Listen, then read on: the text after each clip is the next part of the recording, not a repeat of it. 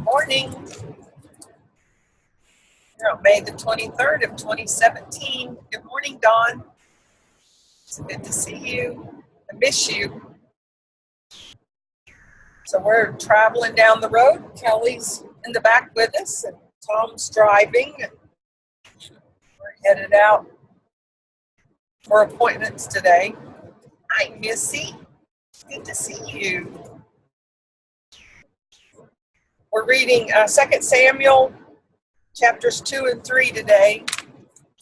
And this is the story of Abner and David, King David, and the war between Saul's people and David's people. And just as I was reading it, it just struck me how much it just looks like today's world, how things just get so messed up. Just we get our eyes off of Jesus and get our eyes onto each other and onto the world. And next thing you know, we've got brothers fighting brothers, and we've got families fighting and coming apart. That's just what I was reminded of today as I was reading about David and Abner. Chapter 26 and verse 2, 2 Samuel 2 says, Then Abner called to Joab, Shall the sword devour forever? Do you not know that the end will be bitter? How long will it be before you tell your people to turn from the pursuit of their brothers? We get our eyes off of God and onto each other, and we let each other down, and the next thing you know, we've got our swords and we're pursuing each other. There's nothing new under the sun. That's just what happens.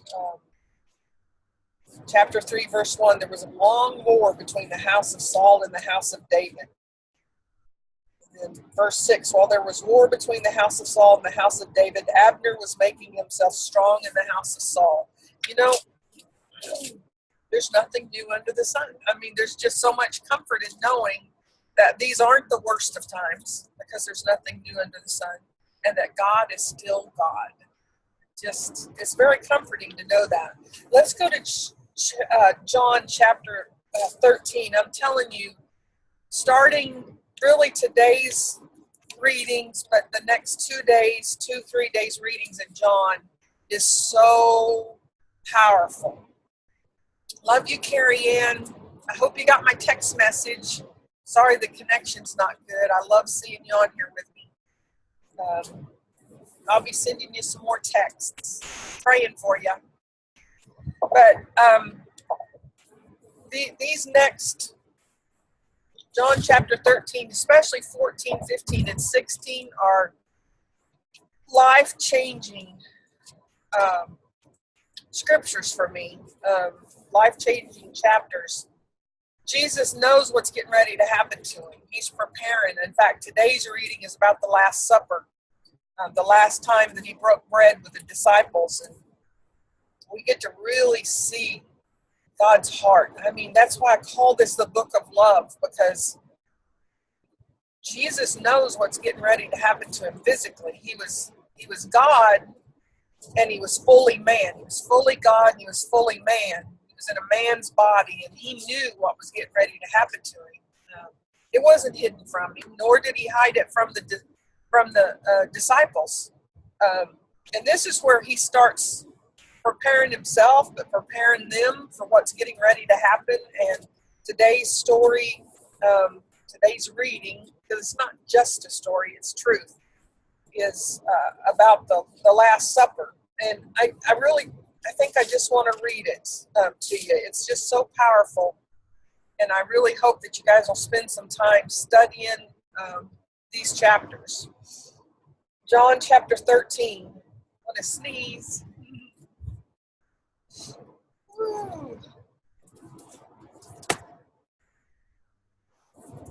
Or not. Okay, here we go.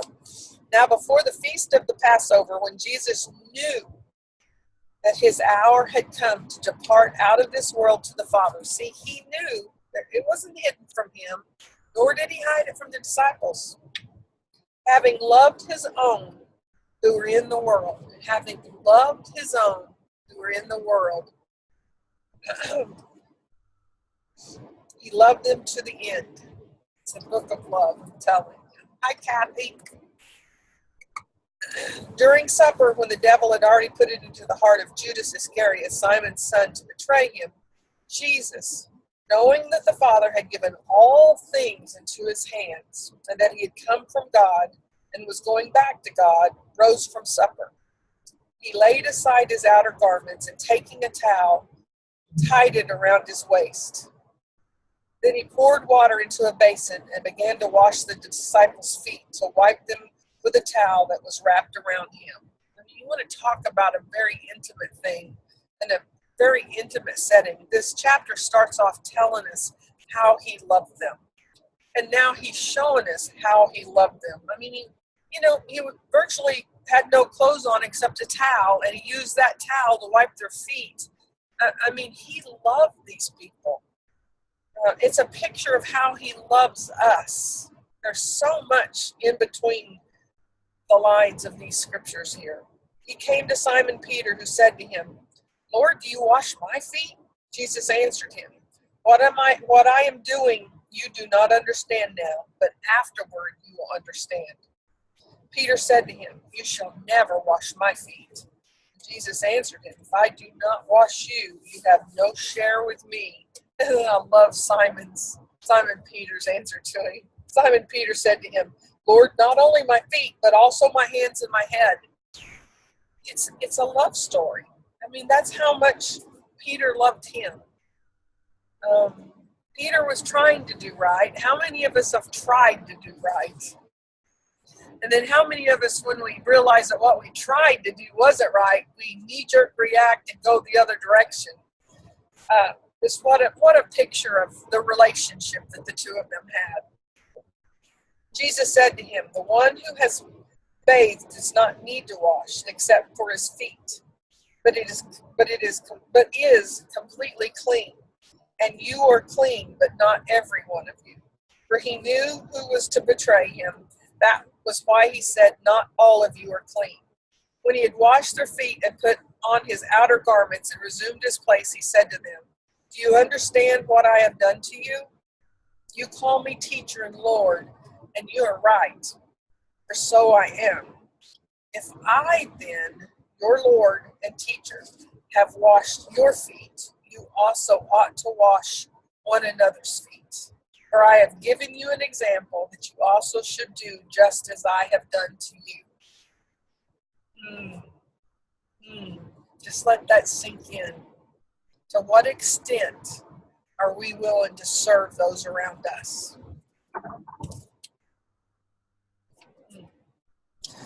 Truly, truly, I say to you, a servant is not greater than his master, nor is a messenger greater than the one who sent him. If you know these things, blessed are you if you do them. I am not speaking of all of you. I know whom I have chosen, but the scripture will be fulfilled. He who ate my bread has lifted his heel against me. I am telling you this now before it takes place, that when it does take place, you may believe that I am he. See, he's telling them in advance. Truly, truly, I say to you, whoever receives the one I send receives me, and whoever receives me receives the one who sent me. Once again, there's that antidote to rejection. If they reject us, they're rejecting him, so we don't have to feel rejected because it's really him that they're rejecting. In fact, I just got something. I have a married couple who's struggling, and it looks from all physical aspects of it that she is rejecting him. She just blocked him from all communication off their phone and everything else, and I was encouraging him that it's not always as it seems. The fact that she's being angry towards him and doing angry acts just shows that she really knows what the truth is. She just doesn't want to come to it. And then here I read, truly, truly, I say to you, whoever receives the one I send receives me, and whoever receives me receives the one who sent me. It just spoke to me so strongly about that situation. After saying these things, Jesus was troubled in his spirit and testified, "Truly, truly, I say to you, one of you will betray me." The disciples looked at one another, uncertain of whom he spoke. And then one of his disciples, whom Jesus loved. I love that. That's John. That's who wrote this book. He wrote this. One of his disciples, whom Jesus loved. I want to be so sure of how much Jesus loves me that I'd write it in a book, and I would say that I'm the one he loved, the one whom Jesus loved. I mean, that's like me saying that I'm his favorite. I mean, that's why we can say that we're his favorite. You can say that. I mean, you're his favorite. You're the apple of his eye. You're his most treasured possession. Those are words from the Bible. One of his disciples, whom Jesus loved. Not only did John have so much confidence in how much Jesus loved him that he wrote down that he was the disciple whom Jesus loved, he also was reclining at the table close to Jesus. And to Simon Peter motioned to him to ask Jesus of whom he was speaking. So the others even knew that John had a closeness. So Peter wanted John to ask Jesus a question for him. So that disciple, leaning back against Jesus, said to him, I mean, to be that intimate with him, not only was he so confident how much Jesus loved him that he wrote it down, I'm the disciple whom Jesus loved, but he was so close to him that sitting next to him, he leaned his head up against Jesus' chest. Wow. I'm telling you, every problem we could ever have would be solved if we could truly get the revelation knowledge of how much Jesus loves us. And I'm working on it, guys. I'm working on it. Lord, who is it? Jesus answered, it is he to whom I will give this morsel of bread when I have dipped it. So when he had dipped the morsel, he gave it to Judas, the son of Simon Iscariot. Then after he had taken the morsel, Satan entered into him. And Jesus said to him, What you are going to do quickly. Now, no one at the table knew why he had said this to him. Some thought that because Judas had the money bag, Jesus was telling him, buy what we need for the feast, or that he should go give something to the poor. So after receiving the morsel of bread, he immediately went out, and it was night. I want to read Psalms 119, powerful words today that I think just fits along with the theme of what we've been reading. Blessed are those whose way is blameless, who walk in the law of the Lord. Blessed are those who keep his testimonies, who seek him with their whole heart, who also do no wrong but walk in his ways. You have commanded your precepts to be kept diligently. Oh, that my ways may be steadfast in keeping your statutes, that I shall not be put to shame, having my eyes fixed on all your commandments. I will praise you with an upright heart. When I learn your righteous rules, I will keep your statutes. Do not utterly forsake me. How can a young man keep his way pure? Boy, isn't that the million-dollar question? How can a young man keep his ways pure? By guarding it according to your word. With my whole heart I seek you. Let me not wander from your commandments. I have stored up your word in my heart that I might not sin against you. That is exactly why we read. That's why we would start off on a one-year Bible journey to read the Bible from front cover to back cover. I have stored up your word in my heart that I might not sin against you. Blessed are you, O Lord. Teach me your statutes. With my lips I declare all the rules of your mouth. In the way of your testimonies I delight as much in all riches. I will meditate on your precepts and fix my eyes on your ways. I will delight in your statutes. I will not forget your word. Hallelujah. Proverbs 15, 29 and 30. The Lord is far from the wicked, but he hears the prayer of the righteous. See, God hears your prayers. There is no doubt he hears your prayers. The light of the eyes rejoice the heart, and good news refreshes the bones. So I hope you were refreshed today. Hope the road noise didn't distract you too much. And we'll be back to chat tomorrow. Love you.